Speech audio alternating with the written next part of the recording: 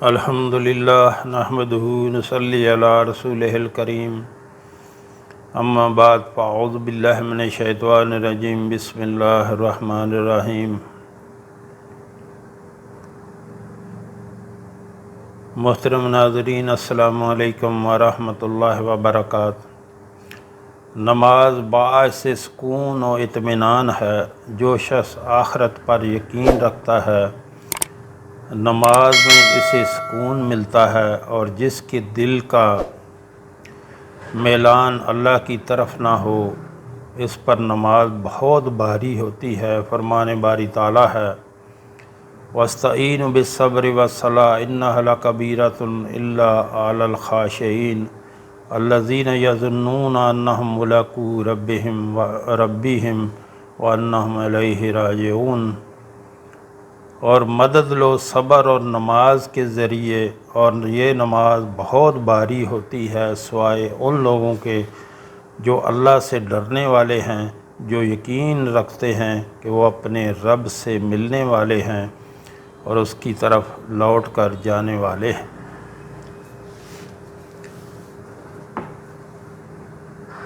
دنیاوی چیزوں اور امام المتقین خاتم النبیین محمد صلی اللہ علیہ وآلہ وسلم کا ارشاد گرامی ہے، دنیاوی چیزوں سے مجھے اپنی بیویاں اور خوشبو پسند ہے، اور نماز تو میری آنکھوں کی ٹھنڈک ہے۔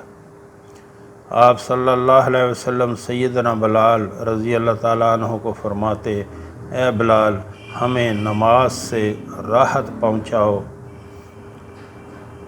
نماز فجر مال غنیمت کے حصول سے بھی زیادہ فضیلت والی ہے۔ سیدنا ابو ہریرہ رضی اللہ تعالیٰ عنہ فرماتے ہیں، رسول اللہ صلی اللہ علیہ وسلم نے ایک ایسا لشکر روانہ کیا جس نے بکثرت غنیمت حاصل کی اور بہت جلدی واپس لوٹا۔ ایک آدمی نے کہا، اللہ کے رسول، ہم نے کوئی ایسا لشکر نہیں دیکھا جو اس سے جلدی لوٹنے والا اور زیادہ غنیمت حاصل کرنے والا ہو۔ آپ صلی اللہ علیہ وسلم نے ارشاد فرمایا، کیا میں تمہارے لیے ایسے لشکر کی نشاندہی نہ کروں جو اس سے بھی جلدی لوٹنے والا اور زیادہ غنیمت حاصل کرنے والا ہے؟ ایک آدمی جو گھر میں اچھے انداز میں وضو کرتا ہے، پھر مسجد کی طرف جاتا ہے، نماز فجر ادا کرتا ہے، پھر نماز چاشت کے لیے وہیں بیٹھا رہتا ہے، ایسا آدمی جلدی لوٹنے والا ہے اور زیادہ غنیمت حاصل کرنے والا ہے۔ نماز اور فکر آخرت، یعنی نماز فجر جو ہے وہ اتنی اس کی فضیلت ہے۔ محترم ناظرین، یہاں آپ سے گزارش کرنا چاہوں گا، ہمارے ہاں دن کے ٹائم میں ایک دسترخوان چلایا جاتا ہے جو کہ فری آف کاسٹ، بلا معاوضہ کوئی بھی اس میں کھانا کھا سکتا ہے۔ ہمارے آقا صلی اللہ علیہ وآلہ وسلم کا فرمان ہے کہ سلام کو عام کرو اور لوگوں کو کھانا کھلاؤ، سب کو سلام کرو، یعنی سب کو سلام کرو، کوئی جاننے والا ہو یا نہ جاننے والا ہو، سب کو سلام کرو اور لوگوں کو کھانا کھلاؤ، سلامتی کے ساتھ جنت میں داخل ہو جاؤ گے۔ تو جو ہمارے بہن بھائی ملک میں یا ملک سے باہر، مثلا امریکہ، کینیڈا، برطانیہ، یورپی ممالک، خلیجی ریاستوں میں رہتے ہیں، اللہ نے اپنے فضل سے ان کو بہت نوازا ہوا ہے، ان سے گزارش کروں گا کہ آپ بھی اس کار خیر میں اپنا حصہ ضرور ڈالیں۔ یہ آپ کے تعاون سے اور اللہ کے کرم سے اس کو ہمیشہ چلتے رہنا چاہیے۔ یاد رکھیں، جو آپ نے اللہ کے راستے پہ خرچ کر دیا تو اللہ اس کو دنیا میں بھی کئی سو گنا بڑھا کر واپس کر دیتا ہے، اور وہ آخرت کا ذخیرہ بن جاتا ہے۔ جو آپ نے دنیا کے لیے خرچ کر دیا تو وہ ضائع ہو گیا، جو اللہ کے راستے پہ خرچ کیا وہ آخرت کا ذخیرہ بن گیا۔ اپنے ہاتھوں سے اللہ کے دیے ہوئے مال کو اپنے اوپر خرچ کریں، اللہ کے راستے پہ خرچ کریں اور آخرت کا ذخیرہ بنائیں۔ نیچے واٹس ایپ نمبر چل رہا ہے، اس پہ رابطہ کر کے آپ طریقہ کار پوچھ سکتے ہیں۔ اللہ ہم سب کو نیک عمل کی توفیق عطا فرمائے۔ آخرت سے مراد ہر وہ بات ہے جو موت کے بعد وقوع پذیر ہوگی۔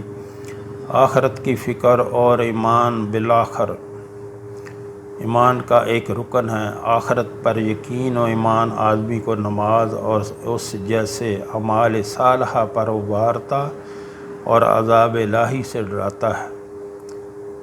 یعنی جب آپ کے دل میں یہ یقین ہو کہ میں نے مرنے کے بعد جو ہے وہی میری حقیقی زندگی ہے، وہ میری زندگی جو ہے وہ صحیح بننی چاہیے، اس کے لیے جب آپ فکر کریں گے، جب آپ اس کے لیے محنت کریں گے، جب کوشش کریں گے، تو پھر آپ کو ہر نیک عمل جو ہے کرنا اس کے لیے بہت آسان ہو جاتا ہے بندے کے لیے۔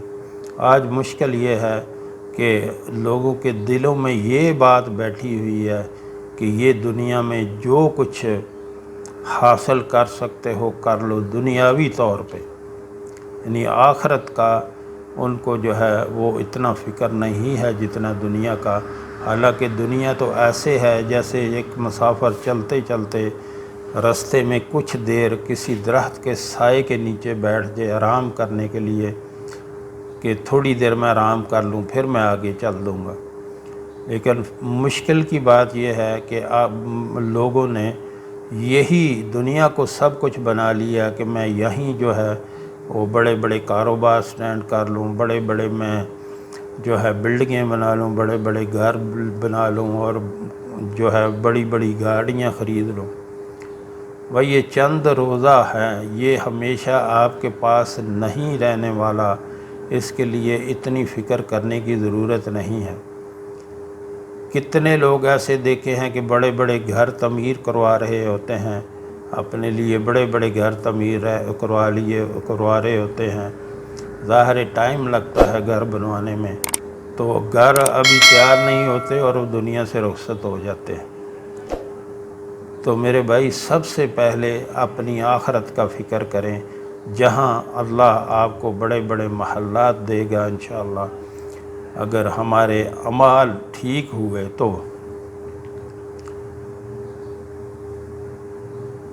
اعمال صالحہ اور عذاب الہی سے ڈراتا ہے۔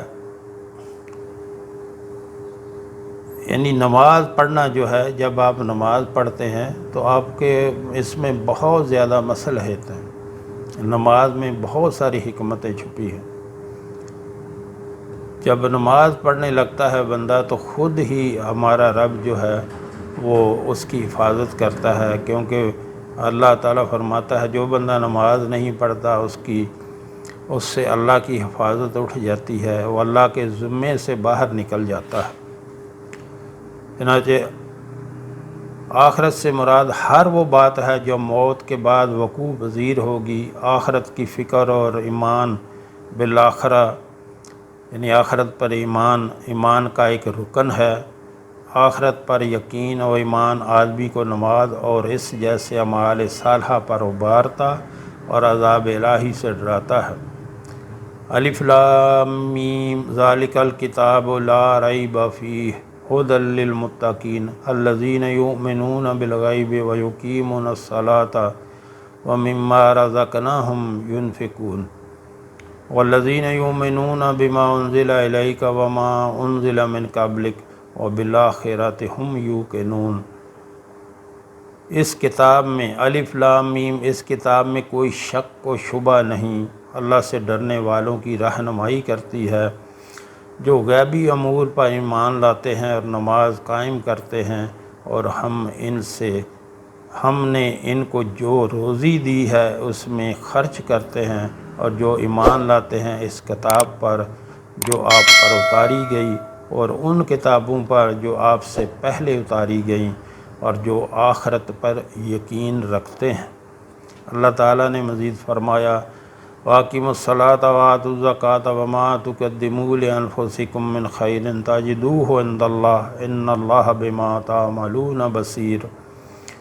اور نماز قائم کرو اور زکوٰۃ دو، اور جو بھلائی بھی تم اپنے لیے آگے بھیجو گے اسے اللہ کے پاس پاؤ گے، اللہ تمہارے کاموں کو خوب دیکھ رہا ہے۔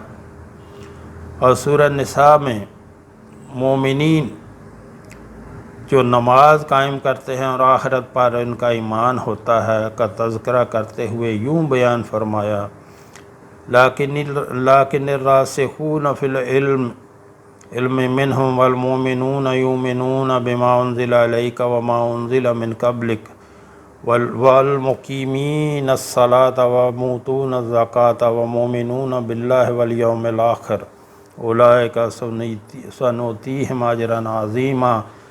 لیکن ان میں سے علم راسخ رکھنے والے اور ایماندار لوگ اس کتاب پر ایمان لاتے ہیں جو آپ پر اتاری گئی، اور اس پر بھی جو آپ سے پہلے اتاری گئی، اور جو نماز قائم کرنے والے ہیں اور زکوٰۃ دینے والے ہیں اور اللہ اور یوم آخرت پر ایمان رکھنے والے ہیں، انہیں ہم اجر عظیم عطا فرمائیں گے۔